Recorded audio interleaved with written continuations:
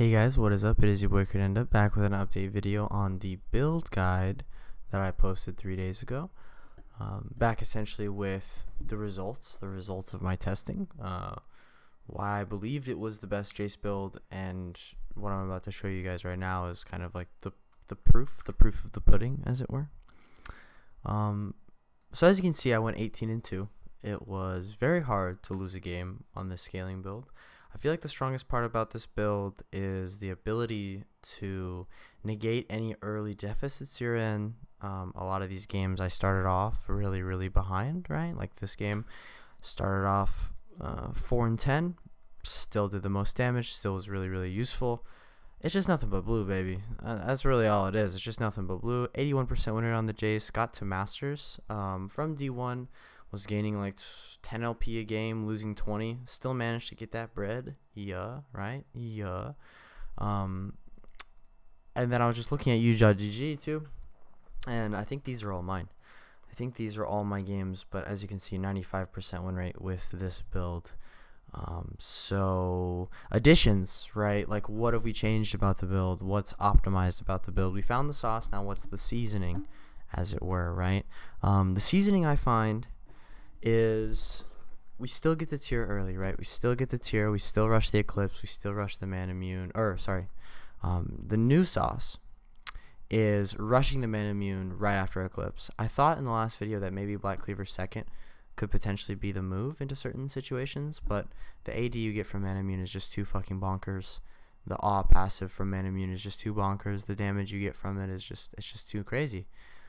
So I'm always going Man Immune second now. I'm always going Black Cleaver third. And the fourth and fifth items are generally either Solidarian's Grudge, right? So let's look in a game. Yeah, it's either Solidarian's Grudge, or it's like Collector, or it's Serpent's Fang, right? Like those types of options. Yeah, Serpent's Fang, Grudge, right? Like those types of options after the initial core 3 build. The other thing I've changed is this flat ability haste. Even though the text says it's based on level, it actually isn't. It is just 8 ability haste at level 1, aka 7% CDR level 1. I figured, and someone in my chat actually suggested it for me, this man, RGN, shout out, suggested that I run the flat ability haste, and it's been feeling really good. It allows you to scale the tier a lot more early. Yes, you're missing out on the adaptive early for like some of the CSing. The CSing can get a little bit hard at times, but I think the CDR is very much worth it. So those are the 2 changes that I've made to the build essentially, and how I've been building it. And I really do think the results speak for themselves. I really do think this is a cracked fucking build. JAYCE actually feels like a champion now, and it just feels so fucking good to play. Feels so fucking good to play. If you guys are curious about like some of the interactions with the build and why I go the build, check out my recent video.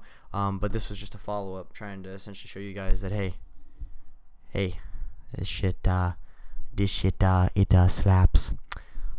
Let me know what you guys think down below, your experiences with the build, all that jazz. Follow me on Insta at Credenda lol, the Credenda on Twitter, and subscribe to me on YouTube, Twitch, Credenda. You know what it is, you know what it do, you know how it be.